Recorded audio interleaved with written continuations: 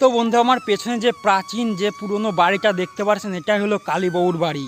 এবং এই বাড়িটা আজকাল বেশ দেখছি সোশ্যাল মিডিয়াতে বেশ ভাইরাল হয়েছে। এবং এই বাড়িটা আমার বাড়ির একদম কাছাকাছি, মানে এই বাড়িটার পেছনের সাইডের দিকে 2 মিনিট হাঁটলেই আমার বাড়ি পৌঁছে যাওয়া যায়। আমার বাড়ি একদম কাছাকাছি এবং জায়গাটা খুবই সুন্দর, দেখছেন চারিদিকে সবুজে ঘেরা।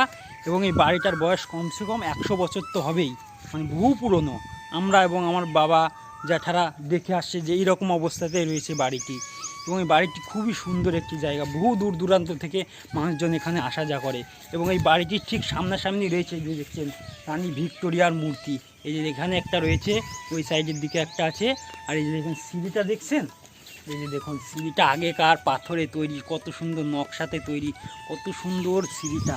এবং এই জায়গাটি কোথায় জানেন? এই জায়গাটির নাম হলো চরসুমনগর। আমাদের গ্রামের নাম হলো চরসুমনগর নীলপাড়া। এবং এটি কৃষ্ণনগরের ঠিক একদম কাছাকাছি অবস্থিত। খুবই সুন্দর একটি জায়গা, পশ্চিমবঙ্গের কৃষ্ণনগরের ঠিক কাছাকাছি। এই গ্রামের নাম হলো চরসুমনগর। আপনারা চাইলে এখানে এসে ঘুরে যেতে পারেন। খুবই সুন্দর একটি কালীবাবুর প্রাচীন বাড়ি।